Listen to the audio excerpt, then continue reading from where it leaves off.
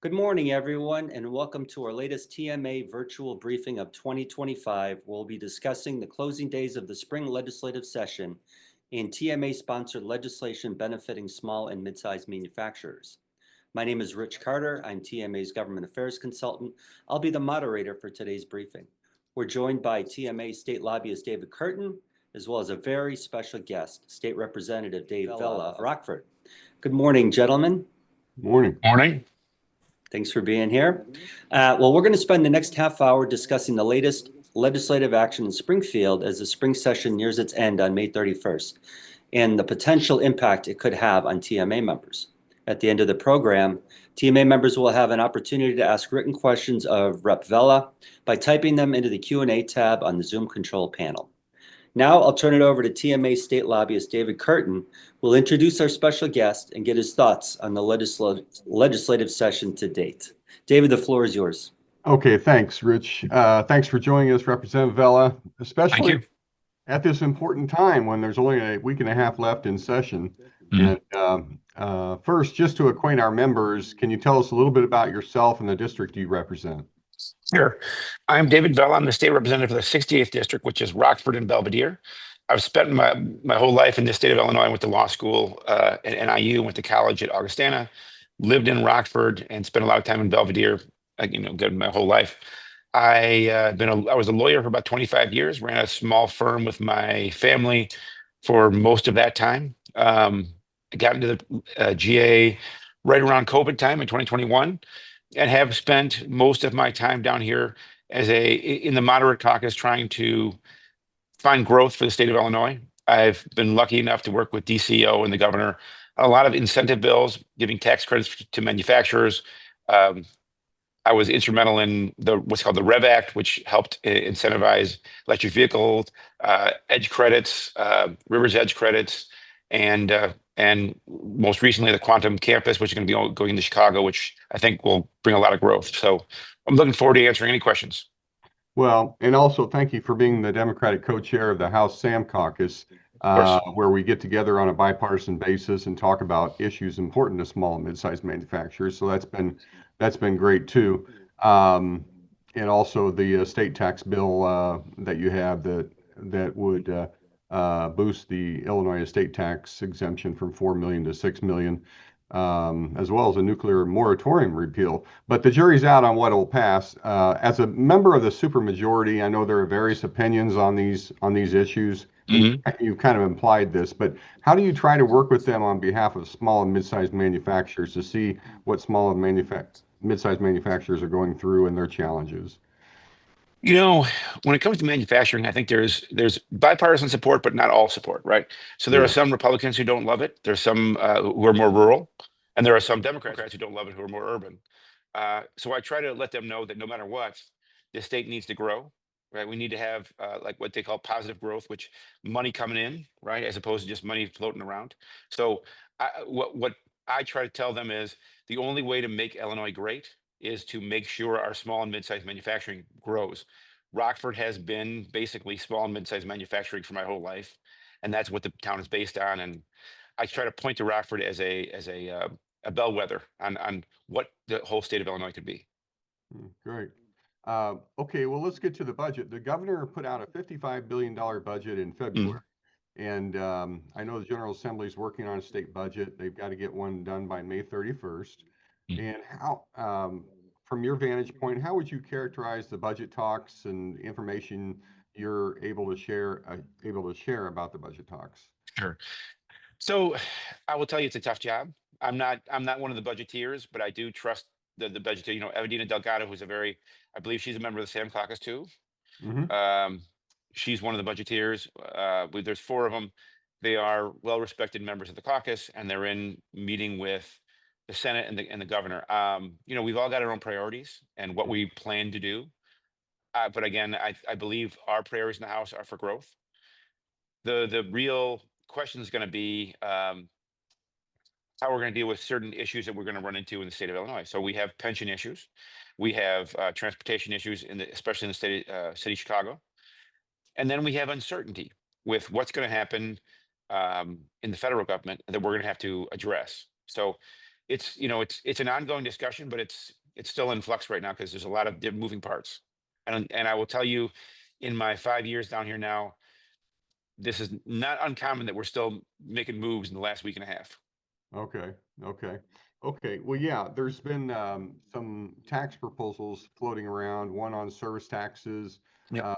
The Illinois Revenue Alliance put out a notice the other day calling for an increase in revenues by a way of taxing businesses. And we, of course, our members are opposed to that as they're paying a lot of taxes now. Mhm. What do you think are the chances for a business tax, and what is being looked at? Do you know? I've heard the service tax, and I'm not a big fan. Um, it is what I think is a regressive tax. I mean, putting taxes on hairdressers and Netflix and all services, right? Are going to hurt manufacturing. It's going to hurt the individuals. It's going to hurt everybody right down the line. In relation to the other things that the governor has in his budget, I don't foresee any increase in business. However, again, we're in the last week and a half. It's hard to say. Yeah, right. I know the one thing that has garnered some popularity is allowing for what's called a tax holiday. So anybody who's behind their taxes, allow them to pay them, without penalty. That way we can incentivize people to pay back taxes. That's Mhm. something that could bring in, and in the past has brought in that tax dollars to shore up kind of places we have holes. What kind of money would that bring in? Do you know? I mean, like I, ballpark. I, Do you I don't know. It's tens of millions of dollars. I tens of mean, millions? Okay. it's a considerable amount. Could be. Okay. Yeah, I mean, there's all the governor had other proposals about increasing taxes on table games, which I don't think has garnered a lot of support. And there's Hmm. been some other ones on cannabis taxes and some other things, but the one about the tax holiday really has garnered the most support, as far as I can tell. I mean, I'm not privy to any polls or anything, just Hmm. people that I talk to. Okay. Yeah. Okay. And let's see. Do you think the budget's going to be done by May 31st? There's some talk that they're going to get the budget done, but they have at least some uncertainty enough that they might revisit it in the fall because of what's Yeah. the federal situation. So we will get a budget by May 31st. This speaker has gotten a budget done Okay. every year.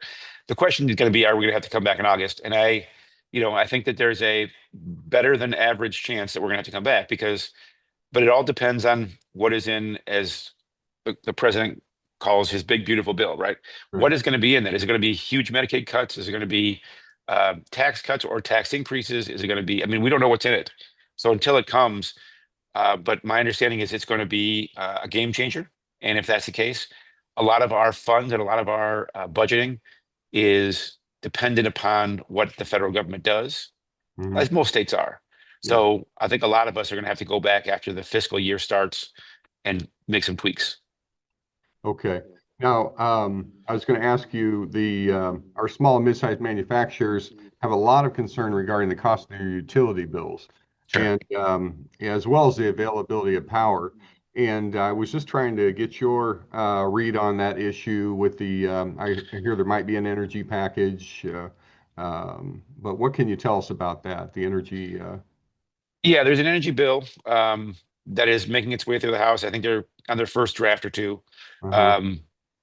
I think what the concern is short-term and long-term capacity. That is the biggest concern, because there most likely, it seems like, going to be a rate hike this summer, right? But in the long term, we want to make sure this isn't a thing that's going to happen on a regular basis.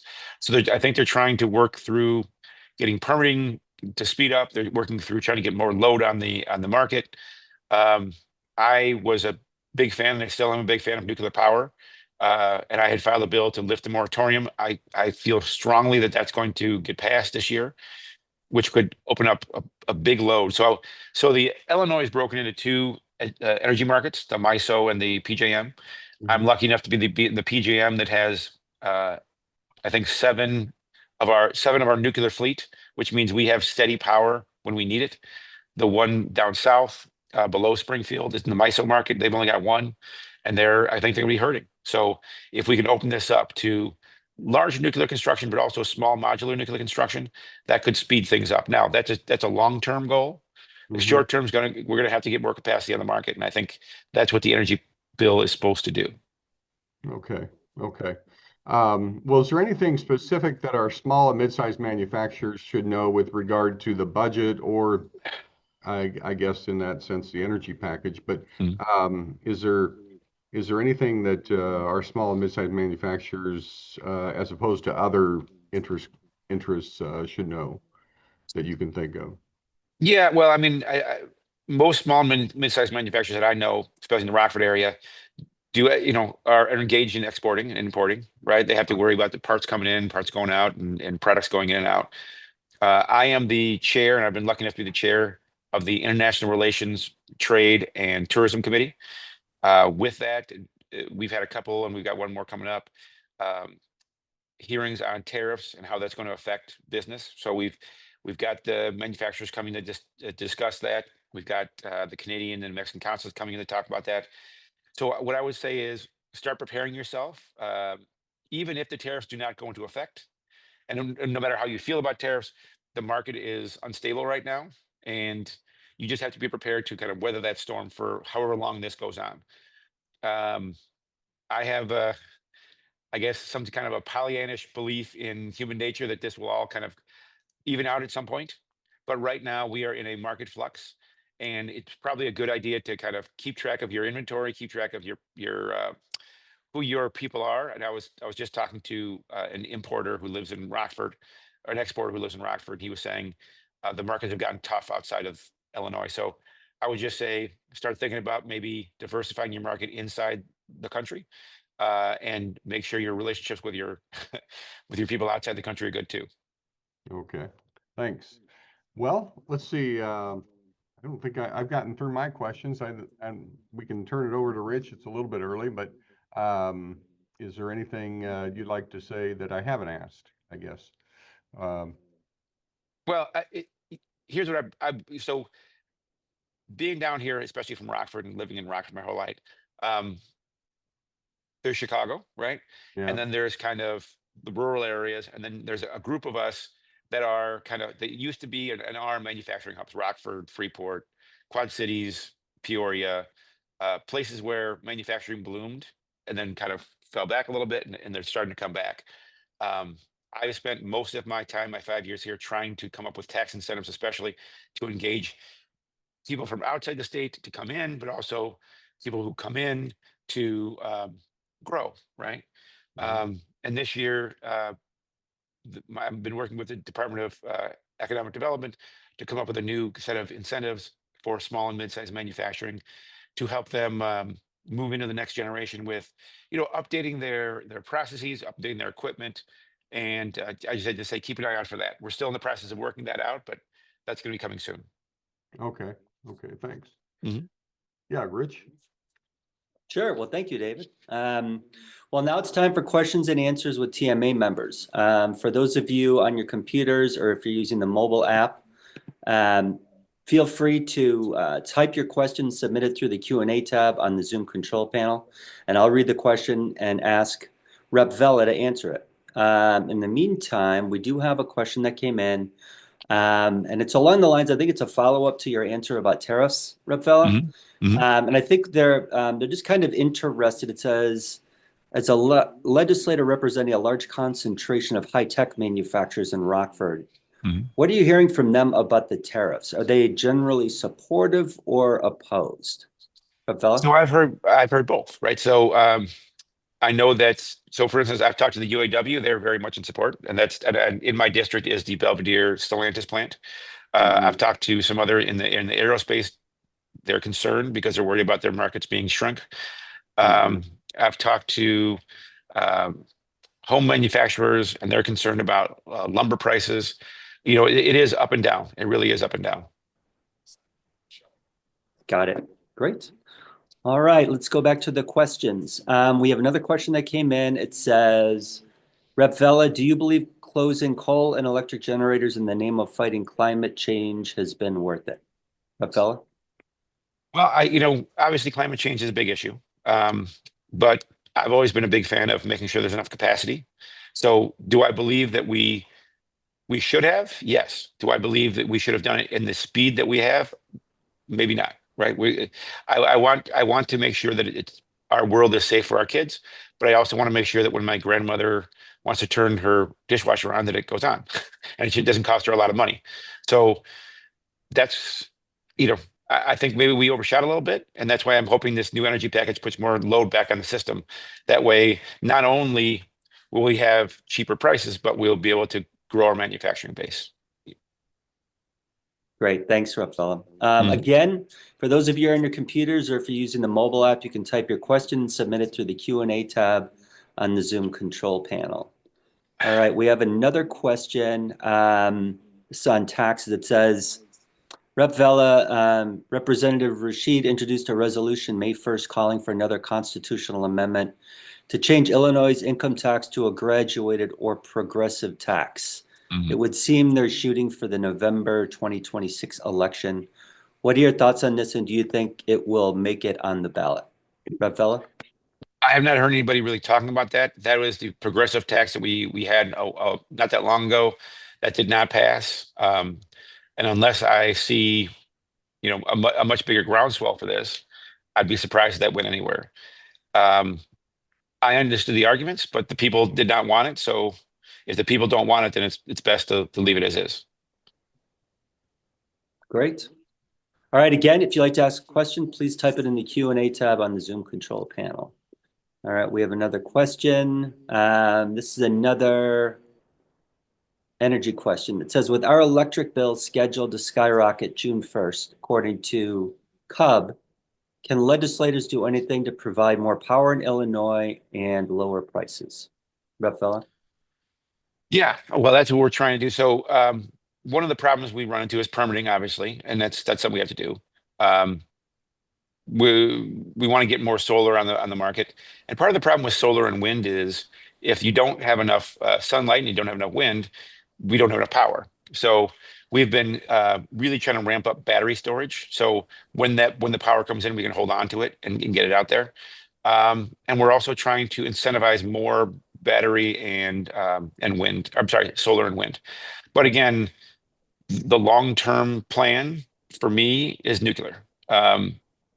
I will tell you that I get fights from some of the environmental groups because they're worried about nuclear waste. But for my money, nuclear is the cheapest, safest, cleanest energy out there right now, and it's the thing that we really should be doing. Great. Thanks, Rep. Vella. Mm-hmm. All right. Well, we have no more questions, so maybe we'll finish a little early today. But Rep. Vella, do you have any closing thoughts for TMA members today? Yeah, here's what I'd say. When I was a kid, it was about the federal government. It was about, we are the United States. As we go along, and as the older I get, Illinois, we're in competition with other states, right? We're not a big collective right now. We're in competition with Indiana and Wisconsin and Ohio. Where I am, I'm inches away from the state of Wisconsin. So my manufacturers, I fight with the state of Wisconsin all the time. And you have good ideas, you come to me, I will put them on the books, because I know that I can talk to my members, even the most tax and spend Democrats you get out there. They know we need growth. Without that, nothing can get done. So believe that there are people in Illinois who want growth and want you to do well and want you to keep hiring people and keep making money. So don't shut us out. Let me know what I can do for you, and I'll be there for you. That's great. Really appreciate it, Rep. Vella. Mm-hmm. Yes. Well, that will do it for today's virtual briefing discussing the closing days of the spring legislative session.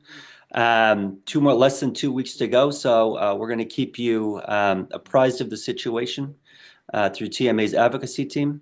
I want to thank Representative Vella for joining us today, along with TMA State Lobbyist David Curtin, for leading a wonderful discussion. And of course, we want to thank all of our TMA members who took the time out of their day this morning to join us. So thanks, everyone. Have a great day. Thank you very much. Bye. Bye. Thank you. Bye. Bye.